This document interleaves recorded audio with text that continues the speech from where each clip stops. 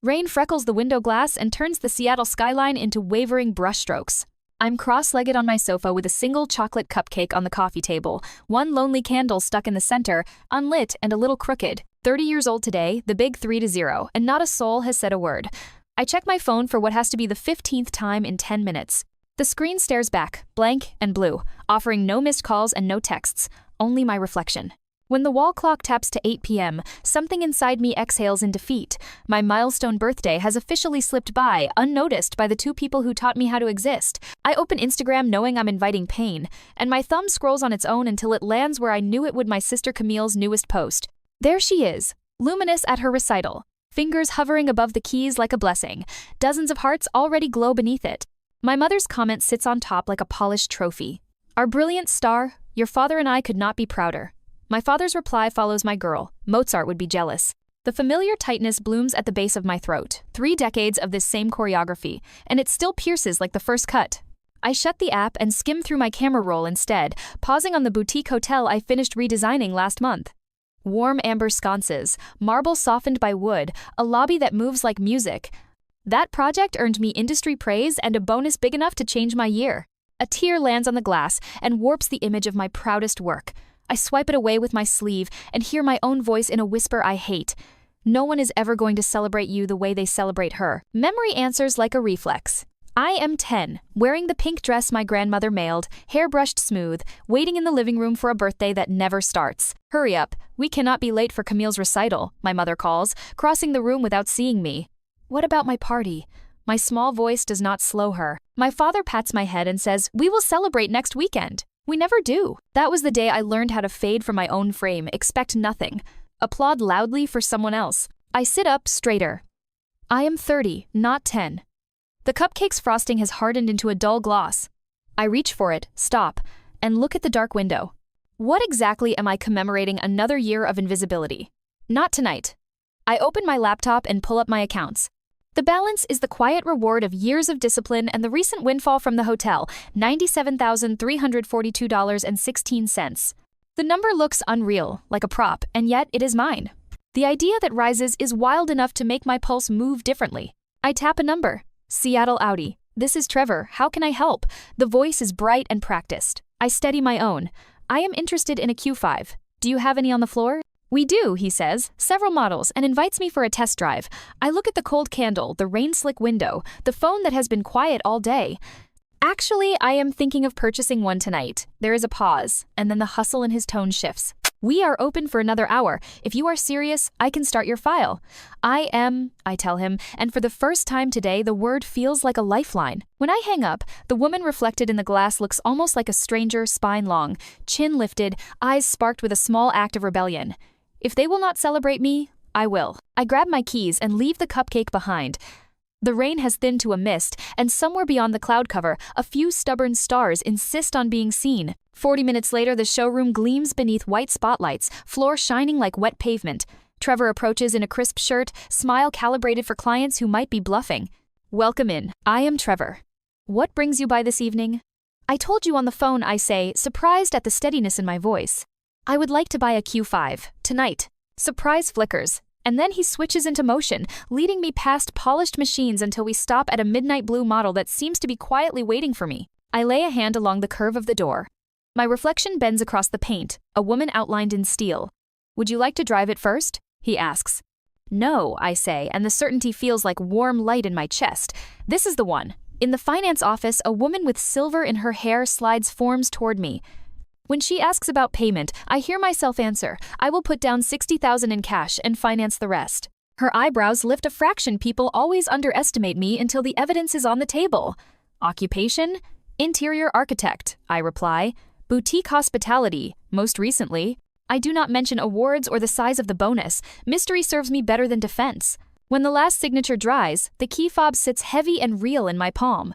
Trevor walks me to the car with the flourish of a magician revealing the final trick. Under the lights, the paint throws back a soft halo. For a beat, I hardly know the woman in the reflection. There is a new calculation in her posture, a new answer in the set of her mouth. Back home, I park and cannot stop glancing over my shoulder at the car as I climb the steps. It looks a little defiant under the streetlight. I reach for Instagram, hesitate, and then turn around. grab my jacket, and drive to Cary Park. The skyline unfurls like a stage set, the Space Needle lit like a clean exclamation, the city glittering. I position the Audi, take my time with angles, shoot until the midnight blue skin mirrors back the city's heartbeat. Captions are harder. I type and erase, until the words finally settle. Happy birthday to me. Dream car, dream life. This is not just a photo. It is a declaration that my worth is not waiting on anyone's invitation. I press post before I can second-guess myself. Notifications bloom almost instantly. Colleagues, college friends, people I barely remember. My phone vibrates with delight I can feel through my palm. Then it rings in a different way. Mother.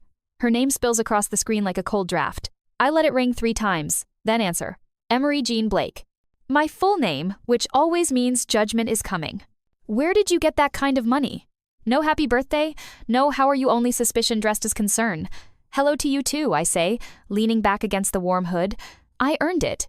That car costs more than most people make in a year, she says, calling for my father in the background. He comes on with the voice he used the night I missed curfew at 16 and a half. Is this some lease? Because financially it seems. It is mine, I say, paid mostly in cash from my Fairmont bonus. Silence stretches long enough for me to hear them recalibrate. A text flashes from Camille while they gather themselves. Wow, did not think you could swing something like that. Mom and Dad are freaking out, LOL. The family thread lights up a second later. Questions, warnings, projections. Not a single mention of what day at Island. My mother returns to the line with her verdict. We need to discuss this as a family. Dinner tomorrow at 6 o'clock. Is that an invitation or a summons? I ask, and I surprise myself with how even it sounds. This is family, Emery. We are concerned. I check the dashboard clock, 9:43 p.m., my birthday, almost over. Still unacknowledged. I will be there, I say at last, and then add the only boundary that matters right now. But I will be driving myself. I end the call and let the quiet swell inside the car until it feels like a blanket. The leather still has that new, faintly sweet scent, and the dashboard casts a soft blue raft of light across my hands. Tomorrow can be their reckoning. Tonight belongs to me. I start the engine and aim the nose of the Audi toward downtown, gliding through streets rinsed clean by rain and traffic lights that blink like steady heartbeats. Near Pike Place, I spot a tiny bakery with its lights still on and pull in just as the bell above the door gives a polite chiming announcement. You made it before closing, the woman at the counter says, wiping her hands on an apron dusted with sugar. I surprise myself by answering without hedging. I need a birthday cake. A small one. She shows me a round chocolate with pale buttercream that looks like quiet joy, and when she asks about a message, I do not hesitate long.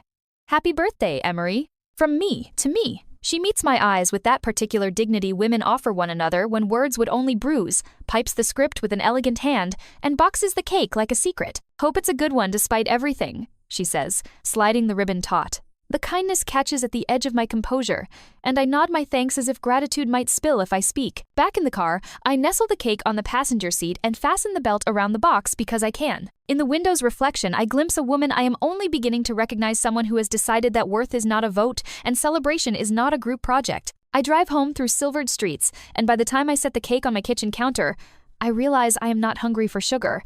I am hungry for proof that I can keep promises to myself. I light the single candle that has waited all evening in vain, watch the flame steady itself, and make a wish so practical it almost isn't a wish at all. Let me keep choosing me. I blow it out and take one measured forkful. It tastes like courage disguised as chocolate. The following evening, the tires of my new car crunch across the familiar gravel of my parents' Bellevue driveway. I park beside my father's sensible sedan with the deliberateness of a thesis and sit for a moment to breathe, hands still at 10 and 2 as if the steering wheel can steady more than a vehicle. Through the wide front window I catch their silhouettes, my mother's hand fussing with a curtain, my father's square shoulders, Camille's sleek outline, and watch surprise overtake judgment as the paint color registers. 30 years of unsaid sentences push at my throat. I swallow once and open the door. The cake box waits like a quiet strategy on the passenger seat, and I lift it carefully before walking toward the house. My mother opens the door as I climb the steps. Emery, what a... She stops mid-thought, eyes darting past me to the driveway, then back to my face, recalibrating. Come in, dinner's nearly ready. The foyer smells like pot roast and floor polish, the scent of every family gathering I can remember. My father stands with his arms crossed, guarding the threshold of the dining room as if opinions are valuables. That is quite a vehicle, he says, shaping the sentence to sound neutral and failing. Yes, I answer, and leave it that way. Camille hovers nearby, curiosity and discomfort playing tug-of-war across her features. Hey, Em. The car is... Wow. I nod once, set the cake on the sideboard, and take stock of the room that raised me. The dining table gleams as if it has been practicing for a holiday. Crystal catches the chandelier's light. The good china is out, which is how you can tell something matters here. Historically, that something has never been me. My mother appears with a bottle already opened. Merlot? She is pouring before I can answer. Just water for me, thanks, I say, because I want all my words to land where I place them. We take our seats in the formation. Time is fossilized. My father at the head, my mother to his right, Camille to his left, and me on the long side, like punctuation that can be ignored. My father clears his throat in the overture he uses before advice. So, Emery, that car must have set you back. Financing these days is a trap. Those folks will promise the moon to get your signature. I let one beat pass, take a slow sip of water, and place the glass down with intention. No financing for the bulk of it. His fork pauses midair. The room dips in pressure as if a weather system has shifted.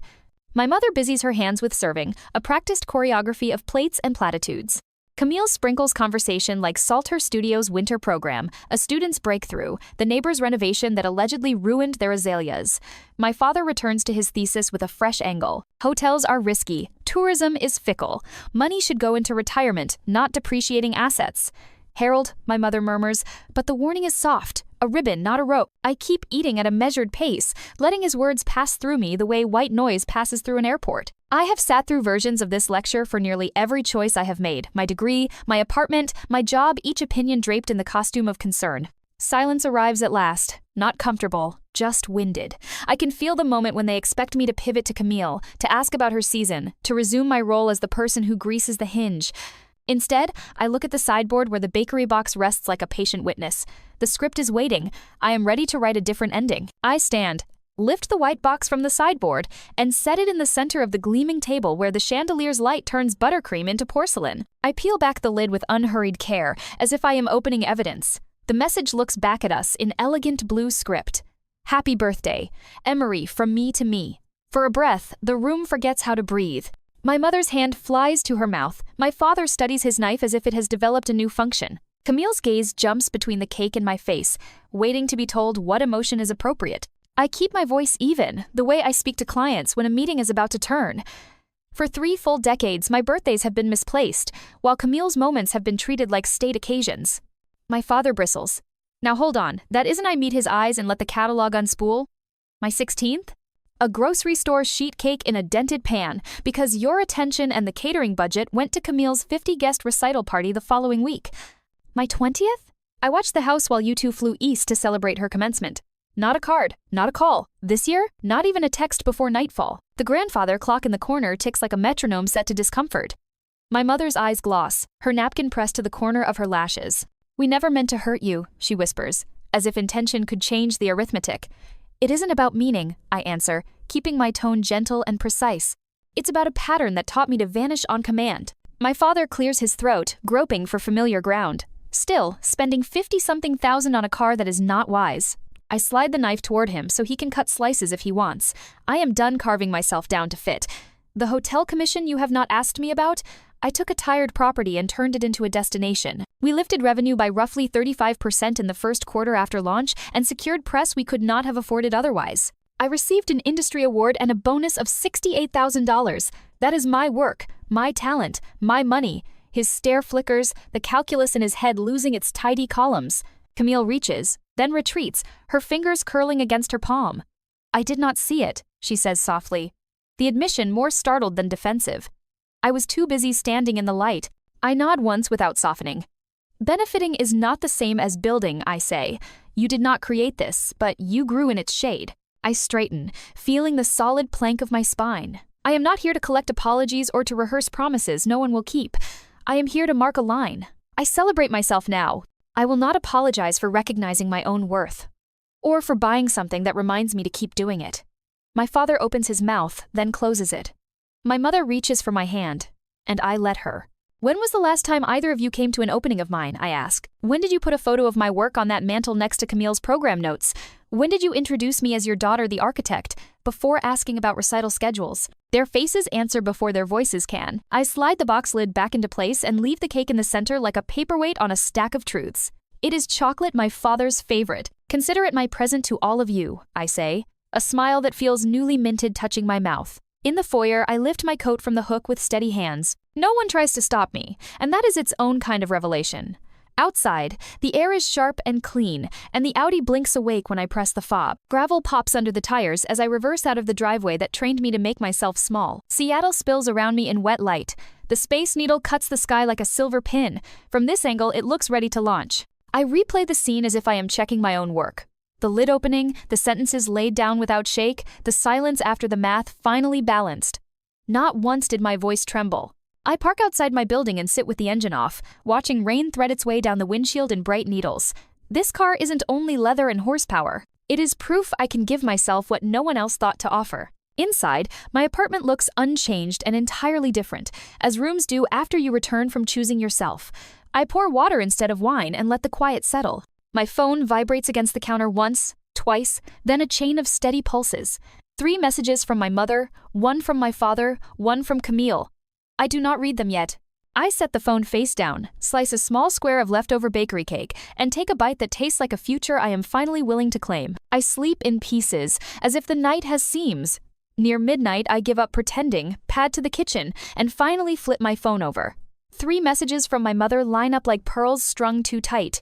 We never meant to hurt you. We love both our girls the same. Please call so we can discuss this as a family. My father's text is shorter, the way his affection often is. Unity matters more than misunderstandings.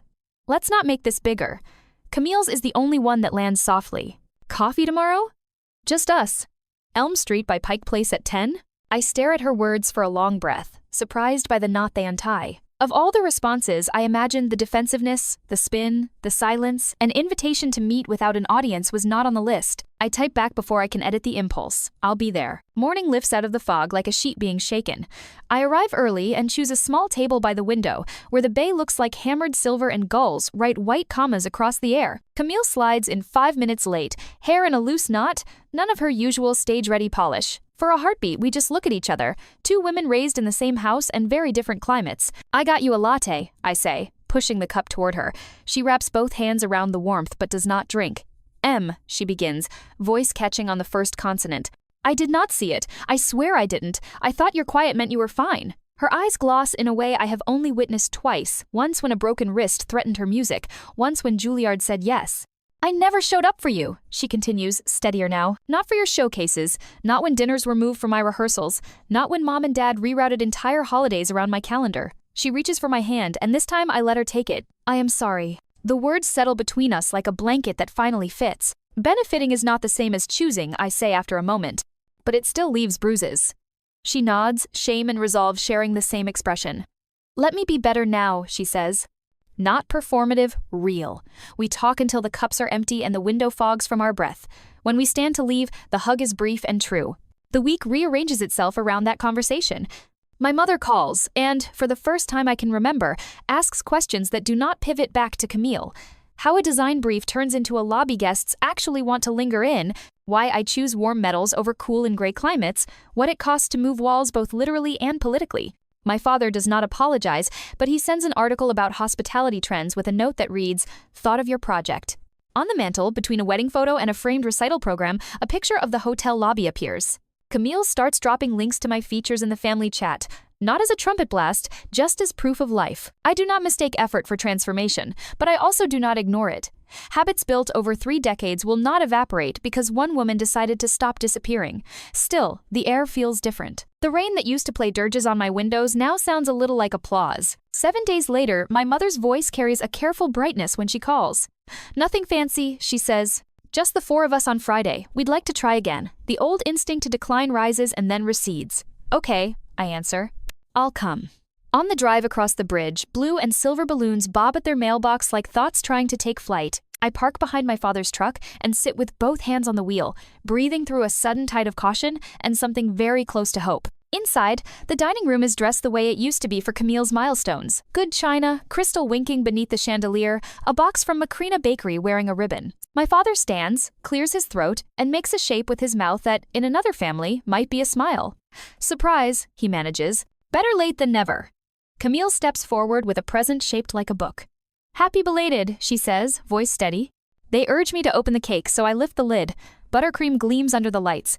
In tidy blue script, happy belated 30th Emery. Something in my ribs loosens and then tightens again. A single cake cannot undo an economy built on scarcity. But it can mark a new math. We have been inattentive, my father says, choosing the smallest word for a large truth. We are trying to correct course. My mother nods, fingers worrying the hem of a napkin. Camille presses the wrapped gift into my hands. Inside the tissue sits a sleek black frame holding a professional photograph of the hotel lobby, its brass softened by lamplight. Next to it, a printed review from Seattle Architecture Monthly with the paragraphs she has underlined in pen. For your office, she says, watching my face with nerves I have never seen on her. So it's on a mantle that matters. I laugh, a small sound with a big echo. Thank you, I say, and mean it. Dinner is imperfect and sincere. My mother serves chicken marsala because she remembers it is my favorite. My father asks clumsy questions about contracts and build-outs and listens to the answers instead of turning them into lectures about depreciation. Camille fills the quiet with stories that are not entirely about herself. When my mother raises her glass and says, "To birthdays we will not miss again," I set my fork down and choose the version of honesty that builds. It was not just this one, I say gently. It was the weight of all the ones before. I appreciate tonight, but what I need going forward is not retroactive celebration. I need respect. Recognition that I am here. I look each of them in the face, slowly, giving them time to absorb it. The good news is I already have that from myself, so anything you add now is a bonus, not a lifeline. The room feels lighter after the sentence lands. My father nods once like a man finally agreeing with the weather. Fair enough, he says. We have catching up to do. Camille tips her water toward mine. To new beginnings, she offers. I touch my glass to hers. And to boundaries, I add. The cake tastes exactly right, sweet, imperfect, earned. When I drive home later, the city looks rethreaded. I pass the overlook where, 1 year earlier, I angled a midnight blue Audi against a skyline and told the world I would no longer wait to be seen. The car hums beneath my hands. Less a purchase than a promise I keep renewing. Back in my apartment, a small box sits on the doormat. Inside is a silver compass pendant with a card in Camille's handwriting for the woman who chose her direction. I fasten it around my neck and catch my reflection in the window. Same frame. New alignment. 1 year later, the sound that wakes me is not rain or an alarm, but the soft ping of a message arriving before dawn. I fumble for the phone and find my father's name on the screen with a sentence so simple it knocks something loose inside me. Happy birthday, Emery. Hope it's a good one. More notes stack up while I brush my teeth. My mother has sent flowers with a card that does not overreach, just says we are thinking of you. Camille's text arrives with a small burst of confetti emojis and an invitation to lunch on the water. At the office, my team has hijacked my calendar with a suspiciously blank hour that everyone pretends not to notice. I drive in beneath a sky the color of clean slate. The Audi's cabin still carrying that subtle leather scent that reminds me of promises kept. For a year, this car has been my moving declaration. I do not wait to be valued. The elevator opens to laughter and the pop of a cork. Ben, my assistant with a deadpan that rarely cracks, raises a glass and turns it into a toast that makes my face heat in the best way. To Emery, whose Harborview redesign landed us the Westlake Tower commission because the client asked for her by name. A year ago, I would have deflected until the room felt awkward. Today, I lift my glass and let the praise land where it was aimed. Thank you, I say. I'm proud of what we built together. After work, Camille meets me at a restaurant that presses right up against Elliott Bay. She has reserved the window table that always books first, the one where ferries write slow white lines across the water. She looks less lacquered than she used to, and more present. I wanted you to see this view, she says, as if the view were something she could give me. We order fish and talk about ordinary things, broken metronomes, delayed shipments, a student she thinks might actually love Schubert, a contractor I know who can fix historic plaster without making it look mummified. When the plates are cleared, she slides a small box across the table. Inside is a slim silver bracelet engraved on the inside with 2 words, True North. The card in her neat hand reads, For the woman who found it. I fasten it and feel the cool metal warm against my skin. On the drive home, I detour to Cary Park because that is where I once stood with a midnight blue car and a decision that altered the architecture of my life. The city fizzes below like a circuit board. My mother calls while I am leaning on the rail. Happy birthday, sweetheart, she says, voice steady and warm in a way that does not ask for anything back. Did the flowers arrive all right? They did. Thank you. There is a pause, then a quieter question. Would you join us for dinner this weekend? Just family. Nothing big. The word family sits differently now, less like obligation, more like a room we are learning to arrange together. Saturday works, I tell her. I'll drive over. A package is waiting at my door when I get back. Camille's handwriting marches across the brown paper in tidy rows. Inside is a handmade scrapbook, not the glitter-heavy kind from childhood, but an elegant album built with the restraint of a good editor. Page after page documents moments I had secretly cataloged as invisible, a photo of me in a mortarboard because my friend had the sense to take one when our parents did not. A program from my first design award that Camille must have hunted down. A clipped review of the Harborview project with margin notes underlining phrases like bold vision and human scale. A candid of me and the team laughing under a ladder of Edison bulbs on opening night. A single note slips free when I turn a page. I see you now. I am sorry it took so long. I let my hand rest on the paper until the gratitude spreads and softens the old scar tissue. I add a recent photo to the final page, our crew in hard hats in the Westlake shell, dust on our boots, joy on our faces, and close the cover. The album does not fix the past, but it corrects the record. In the kitchen, the flowers from my mother glow in a plain glass vase. On the coffee table, the Audi key fob catches the light like a small blue wink. The choices in front of me are simple and, for the first time, free from choreography. Meet friends at a late reservation where the oysters are briny and the laughter will be loud, or drive across the bridge to a dinner where we are all still learning new steps. Neither option feels like a test. Both feel like mine to take or leave. I change into a dress that moves when I do, fasten the bracelet at my wrist, and touch the compass pendant that rests against my collarbone. In the mirror, I recognize the woman looking back, same eyes, steadier gaze. I used to believe worth was something bestowed. Now I know it is something claimed and tended, like a garden in a rainy city, work that makes the blossoms look like luck. I pick up my keys and smile at how they sound in my hand. The car out front is still a machine, but it is also a sentence I will keep finishing. I will celebrate my own milestones, whether anyone else remembers or not. Some gifts change more than your possessions. They change your posture, your boundaries, and the silence you choose to keep.